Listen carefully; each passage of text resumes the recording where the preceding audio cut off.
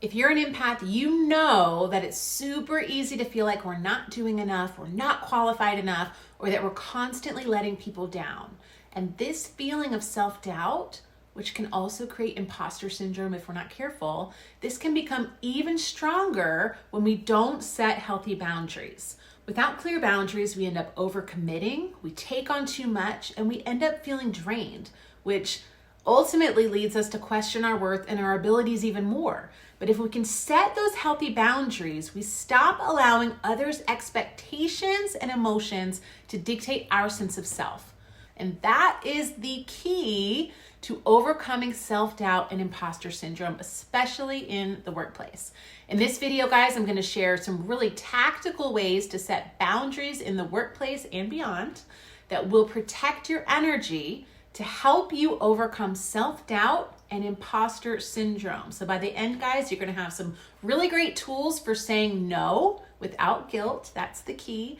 And reclaiming control over your time and your energy. Okay, so what are boundaries anyways? I talk about them all the time. It's a buzzword, but it's not about saying no. It's not about building walls and pushing everything away. It's really a way to tell people how to get the best out of you, how they can show up and be a part of your world. So we're letting people know our non-negotiables. We're letting them know our values for both our time and our energy. So it's not this negative thing that they're portrayed to be. They're actually really helpful. It shows people how they can get the best out of you. And it also protects your emotional well-being so that you don't burn out. They help you say yes to yourself and no to things that drain you. So this is so important as an empath. And I'm sure I don't have to tell you why empaths struggle so much with boundaries. We feel everything. So you're going to sense when someone's impacted by a boundary you've set, and you might want to backpedal a little bit to protect their feelings. But the longer you've been operating without a boundary, or the longer you've been letting someone tear through it, the harder it's going to become to enforce it. But it is totally possible to care for others while still protecting your energy. It just takes practice. So I want to share 5 things that I'm working with my clients on when it comes to setting healthy boundaries. First up, you've got to know your limits. So start really tuning into how you feel. Like, what do you feel drained or overwhelmed by? What makes you feel energized and balanced? Having this self-awareness is really the key to setting boundaries that work for you. So what are those non-negotiables when it comes to your time and your energy? When you can define that, it's so much easier to share it with others because it's not really about them, right? It's, I don't feel my best when fill in the blanks, when I stay out past 10 p.m. or when I don't have my morning to myself. Whatever those things are for you, just get really, really clear on them and be sure you're making them about you, not I can't handle so-and-so for more than an hour at a time. Like, we've got to get deeper than that because the reason you don't want to spend more time with so-and-so might be a reason you don't want to do other things too. So what is that deeper reason? And make sure it's really about you, because you're going to have a much easier time communicating that when it's not projected at the other person. Next up, we've got to share them. People cannot maintain your boundary for you if they don't know what it is. So we don't have to be harsh, but we do need to be very clear. So as an example, if someone were to ask you to take on an extra task at work, and let's say you're already swamped, we could say, I'd love to help, but I'm at capacity right now.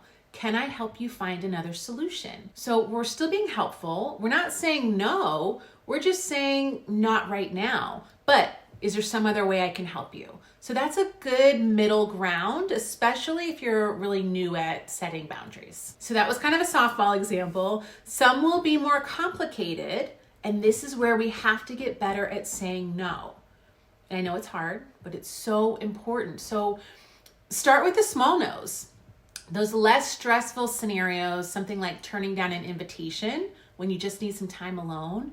If you can get those reps in, it will really get easier over time. I do have on my website a tip sheet for how to say no in the workplace, and I go through 10 very specific examples. I'm gonna put the link to that in the description box below, and I'll also pin it in the comments. Okay, so now we're saying no to things that don't light us up. we want to be sure that once we've opened up that space, that we're also saying yes to the things that do. So whether that's taking a break, doing something creative, or just relaxing, make sure that you are constantly working to replenish your own energy. That's going to help you, and it's kind of like a little reward, right, for setting those boundaries. Our body and our mind and our energy, they can connect those dots, and they respect that we said no to this thing that didn't light us up so that we can now do this thing that does. That's really, really important. That's going to be a good positive reinforcement for you as you move along in setting boundaries.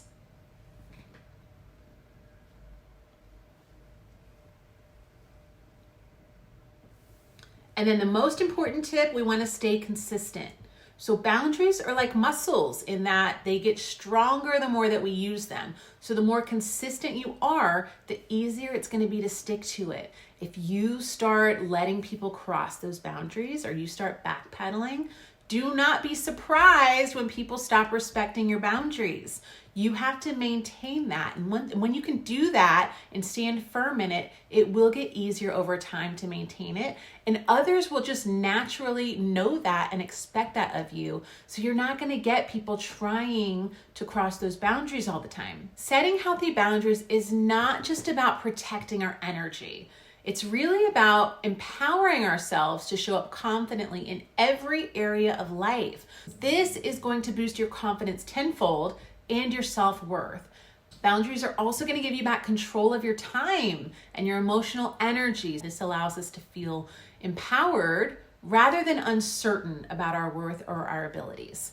So by honoring your boundaries, you're not just protecting your well-being, you're also reinforcing your belief in yourself and your ability to thrive, because boundaries are they're so personal. Like, they're not about other people. And as empaths, a lot of our actions, our thoughts, our words, they end up being a reflection of other people or in response to other people, a reaction to other people. So it's really important when we are starting within and setting that thing for ourselves and letting our actions, what we get involved in, what we say to people, to let them be based on our own stuff and not just be a reaction to other people's stuff. So boundaries just really are that, it's just like the most important thing you can do for yourself. Know what you want for your life, know what fits that, and know what doesn't. That's really all boundaries are about. It's just knowing what you want and knowing what things are blocks to that. And as empaths,